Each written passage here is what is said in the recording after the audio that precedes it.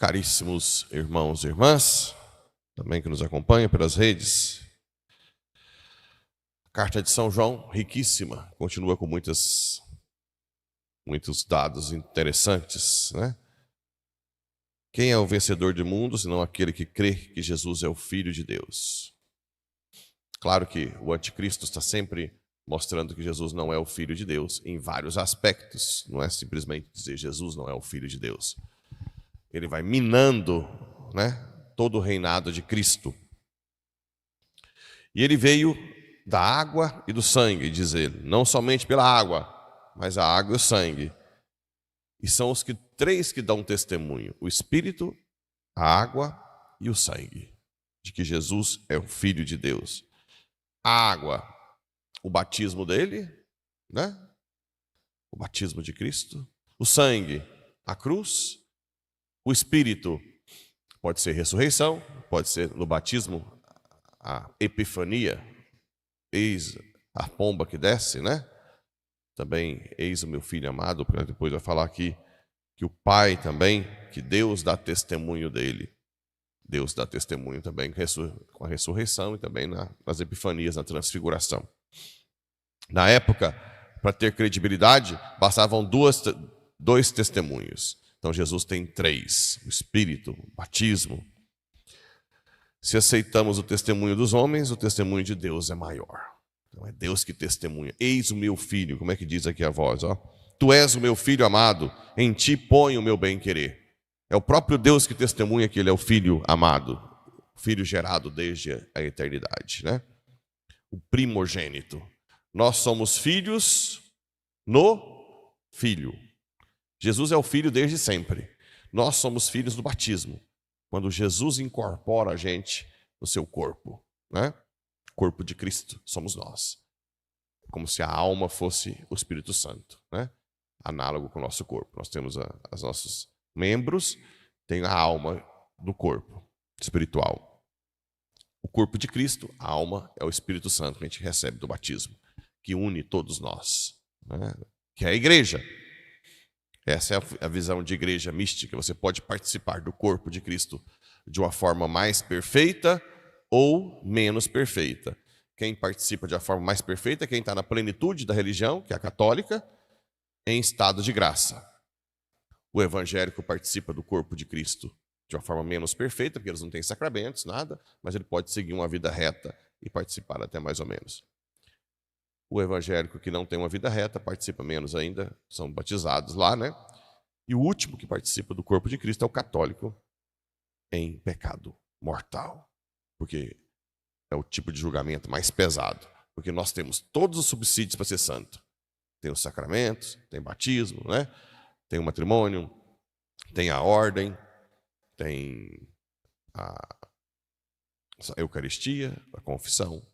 Os sacramentos têm força em si. O sacramento não é uma coisa assim, um teatro.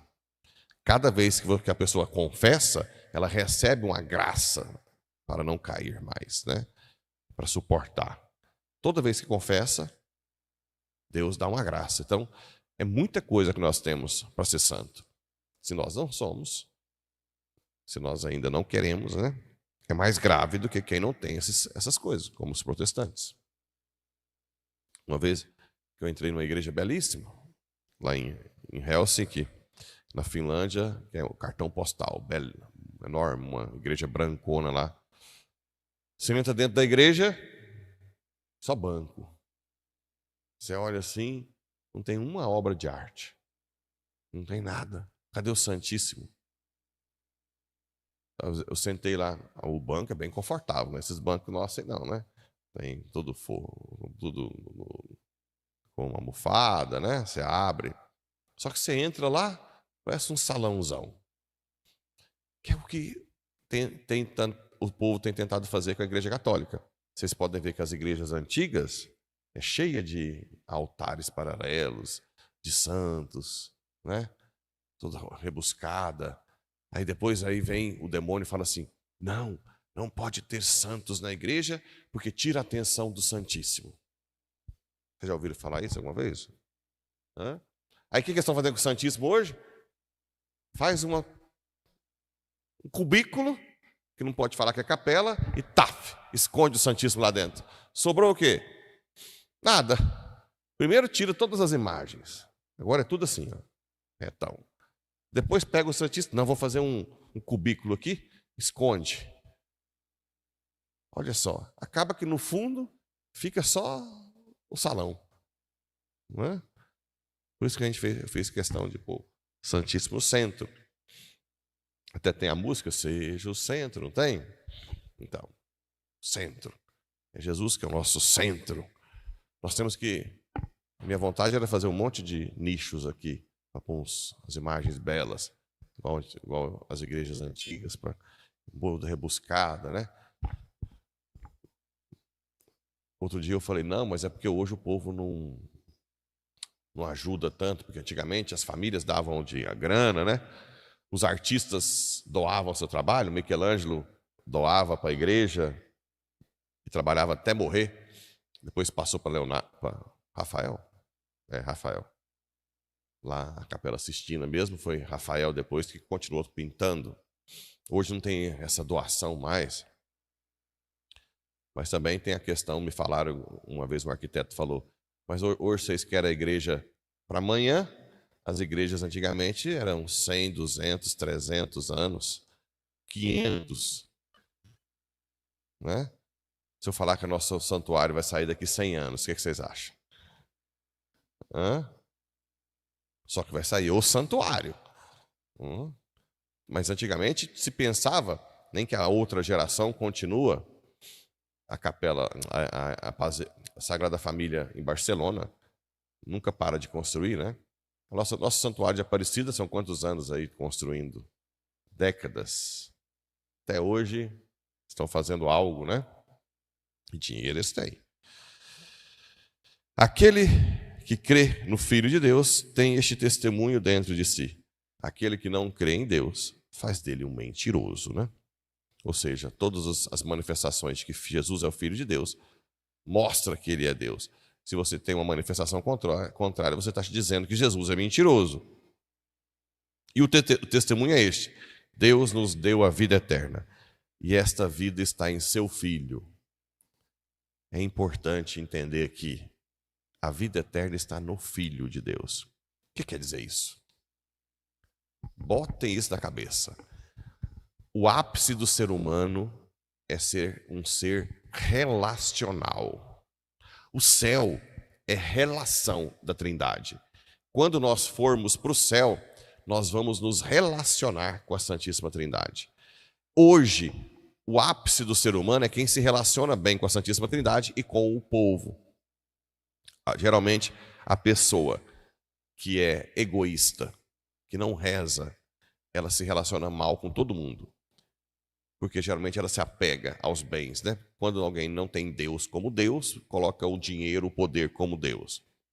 Então são pessoas que ficam até tarde trabalhando por dinheiro, por poder, não se relaciona bem no trabalho, porque só pensa em si, não se relaciona bem na família, porque fica só pensando no dinheiro, no poder, dorme, chega em casa tarde, sai cedo. E não se relaciona bem com Deus, porque não dá dinheiro, fica rezando terço na igreja, e nem dá poder, né? Você pode estar articulando politicamente para ser deputado federal, governador.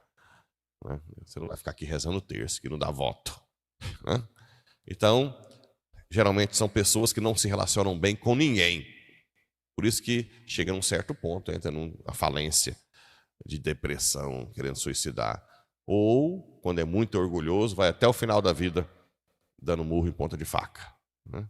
Às vezes com dinheiro, às vezes com dinheiro e poder, mas uma lástima, né? Fede, porque não tem a vida eterna. A vida eterna está em relacionar-se bem. Primeiro com Deus, você já acorda, a prioridade é Deus, é a missa, né? Terço, adoração, Bíblia, estudo doutrinário, oração mental. Primeiro é isso. A vida devocional. Né? Odiar o pecado. Falei ontem que São Francisco de Sales tem que treinar a odiar o pecado, treinar a amar a Deus. E no Evangelho, nós temos o batismo de Jesus. Claro que Jesus não precisaria ser batizado porque não é pecador. Mas aqui tem toda uma simbologia. Primeiro, Jesus quis mostrar que a natureza humana precisa do batismo para entrar nessa dinâmica de filiação divina. Ou seja, é no batismo que nós nos tornamos filhos. Depois, alguns padres da igreja falam que quando ele entrou no Rio Jordão, ele abençoou a água. É como se a natureza divina entrasse em contato com a água para abençoar a água do mundo inteiro, que vai ser usada em todos os batismos. Depois, a Epifania é uma das manifestações da Santíssima Trindade. A pomba que desce, a voz do Pai e o Filho na água. 3, né? Eu já falei que a razão humana não é capaz de chegar à Santíssima Trindade. Sim, a existência de Deus. Depois, a presença do Espírito Santo, que muda a conotação do batismo de João. João era para a conversão só. O batismo hoje, você recebe o Espírito Santo e ele habita na sua alma. Chama inabitação. Nós nos tornamos templos do Espírito Santo. A outra conotação é que a primeira criação foi quando em Gênesis fala o Espírito pairava sobre as águas. Aí Deus criou o mundo. No batismo de Jesus, quando a pomba desce, a gente pode dizer que o Espírito pairou sobre as águas de novo. Jesus inaugurou a segunda criação, a do céu. Então é uma nova criação, né? Então é um batismo muito rico. A pomba, o símbolo da pomba do Espírito é que a pomba sempre ela é sutil. O Espírito não entra no seu coração se você não quiser. Até eu vi um padre falando que as duas imagens do Espírito, pomba e fogo, quer dizer o quê? Pomba porque ela é sutil. Só entra no seu coração se você deixar ela entrar.